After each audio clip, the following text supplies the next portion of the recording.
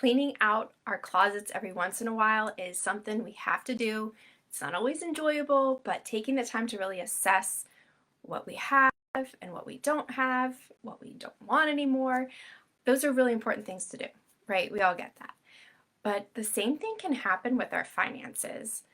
There can be expenses that we start to accumulate over time that we kind of forget about, or we haven't really looked at recently to see if there's any changes we need to be making.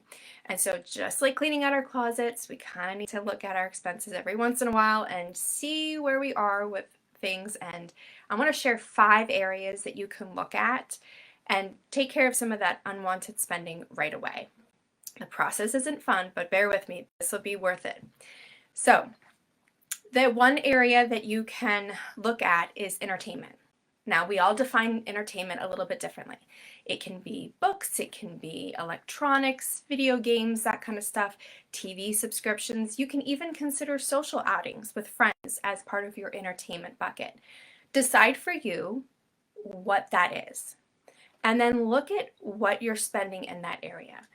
Subscriptions are an easy one to tackle. Just pull out your bank statement and see which ones you have, because let's be honest, they get on recurring payments, and sometimes we set them up and we totally forget about them. There could be some that you're not even using at all. So it's time to really look at that and look at how frequently you're spending in that area. Are you spending it on the things that you want? Is it costing you more than what you realized? A lot of times, $5 here, $10 there, it adds up. So just like when you're looking at your clothes, if you haven't used it in a year, it goes. It's totally worth making some adjustments in how you spend money on your entertainment. Food, that is category number 2 that I highly recommend looking at. This is one area that I see with all of my clients is typically the area that they are overspending. So many times we go to the store, we get what's on the list, but we're not really looking at the prices of things. I had a friend recently tell me he did an experiment. He made a grocery list and went to a different store for the basic stuff that he always gets: bread, milk, eggs, chicken, toilet paper, that kind of thing. He saved $30 just by changing the store he went to. And he experimented more, going with different brands, and he saved even more money. He said in like the past month, he saved over $100 just by changing up how he buys his groceries.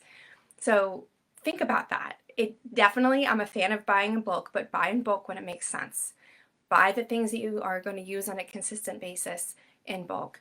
But not everything needs to be. That's right. We don't want to have a lot of waste in our wallet, and we definitely want to minimize the waste of food that spoils or we just never get around to eating.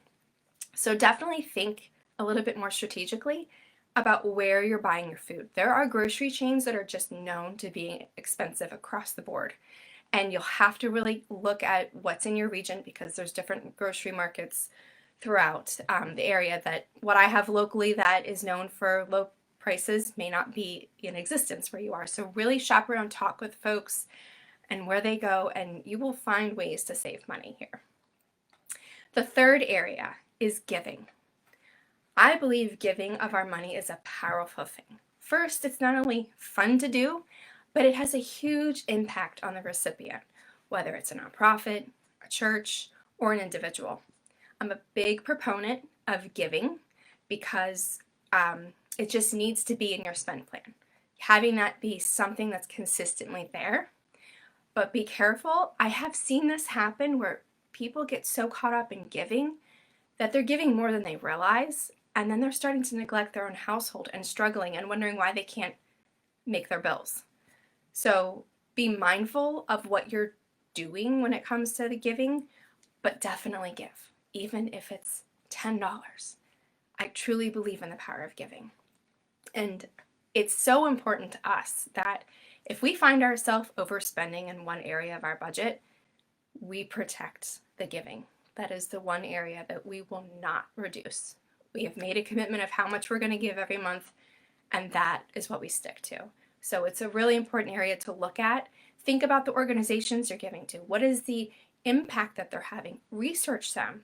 Find out how they're using the funds that they receive, and find ways to give directly to them. Those calls from call centers that you get on behalf of an organization, they take a percentage of your donation. So think about ways to make sure that your donation truly is 100% going to the organization you're trying to support. So that's one area you want to look at a little more closely. Okay, category number 4, health. This is a big, important bucket. Let's be honest, if we're not taking care of ourselves, we're not going to be here for our family. We're not going to be able to enjoy life later on. And if you're not taking care of yourself now, you're setting yourself up for lots of issues in the future. Health is so important, but this is an area we can easily overspend.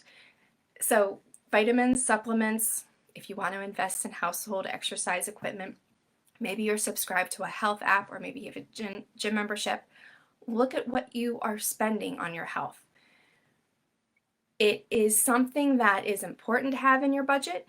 I sometimes see people neglect this area.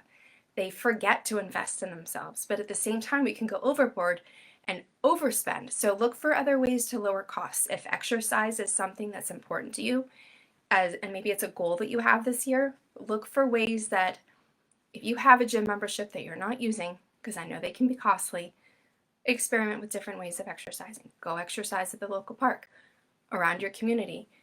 Get into that consistent habit before you start making the long-term investments into something more. But definitely look at where are you with your health, where you want to be, and make sure that if it's something that you don't have and it requires some financial assistance, you account for that in your budget. That's okay. It's important to take care of you. And finally, number 5, your long-term goals. What are they this year? Is it to go on a big family vacation? Are you buying a new home? Are you upgrading a car? Are you looking at the next milestone for a big project? Whatever that is, it should be somewhere in your spend plan, excuse me. But my encouragement for you is to focus on one at a time. If you're focusing on too many goals, you will dilute your progress. So think of it this way. On paper, you can say, all right, I'll set aside $50 every month for these 3 different goals, and we'll have all of them accomplished by June. But if you adjust it so that you accomplish one in the first 3 months, one in the second quarter, and the other one by June, you will actually make more progress, because by the time you're accomplishing number 1, that has freed you up additional money, and it's also going to give you that dopamine hit. When you realize that the savings goal that you have for whatever it is that you're looking to accomplish, when you see it grow faster, it keeps you motivated. You won't burn out and give up. So your goals are really important, and they need to be reflected in your budget in some way. You don't want to get away from making a consistent contribution to whatever that is, and then finding yourself on New Year's Eve and 11 months wondering what happened to those goals. So really think about the goals you have this year, which ones you can focus on first, and focus on that in some form or fashion in your budget. So these are just 5 areas that you can easily assess and make some tweaks to fine-tune your spending right away. There are other areas for sure, but this will get you started.